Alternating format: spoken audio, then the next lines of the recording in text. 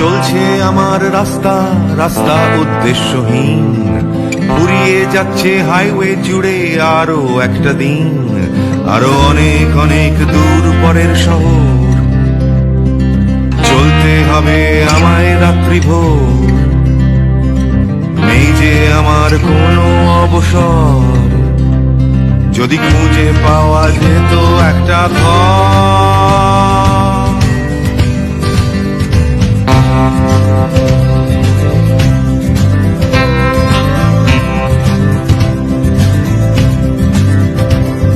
আমি বেরিয়ে পড়েছিলাম ফেলে হাজার পিছু টান, ছিল না গন্তব্য শুধু ছিল অনেক গান। সেই গানগুলো আজ গেছে কোথায় পড়ে আমার অজান্তেই রাস্তার ধারে।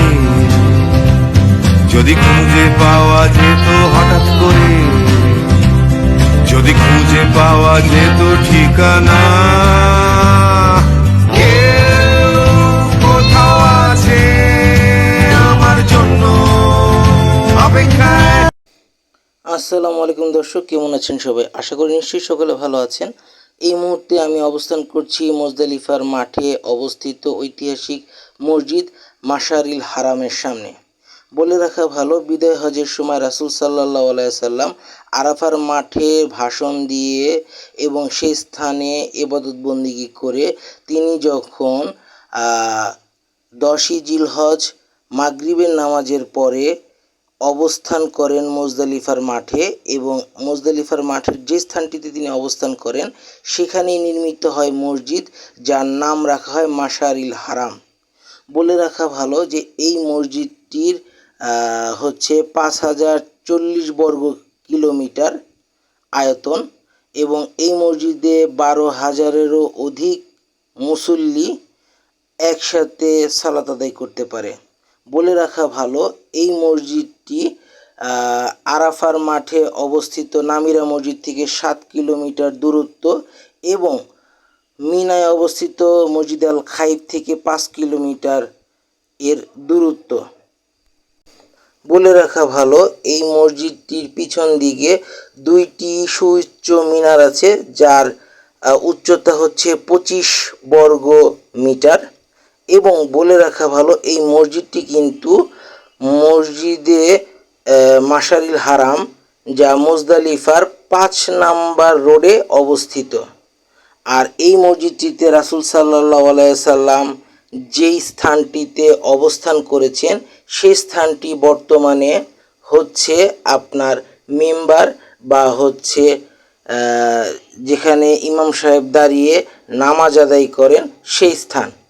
তো এই স্থানেই রাসূল সাল্লাল্লাহু আলাইহি সাল্লাম বিদায় হজের পরে 10ই জিলহজ মাগরিবের নামাজের ওয়াক্তের সময়, যে 9ই জিলহজ শেষ হয়ে 10ই জিলহজ মাগরিবের ওয়াক্ত যখন শুরু হয়ে যায়, ঠিক সেই সময়টাতে তিনি এই স্থানে আসেন এবং এই স্থানটিতে অবস্থান করেন।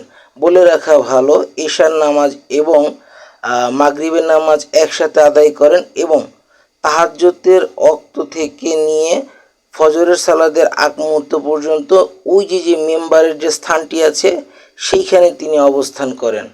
তো আমরা আপনাদেরকে সেই জায়গাটি দেখাচ্ছি, চলুন আমাদের সাথে পুরো মসজিদটা আপনারা ঘুরে ঘুরে দেখবেন। আরেকটি কথা বলে রাখা ভালো যে মুজদালিফার মাঠের এই মসজিদটির সামনে হজের সময় অবস্থান করাটা মুস্তাহাব।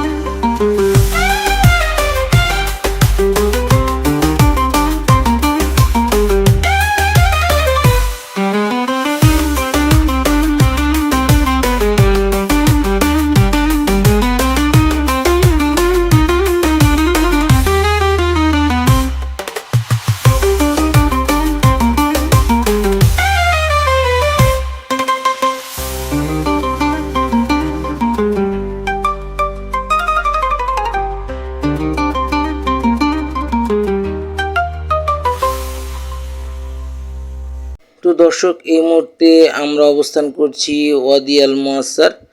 আমরা এই মুজদালিফা থেকে এই মুহূর্তে এখানে এসেছি।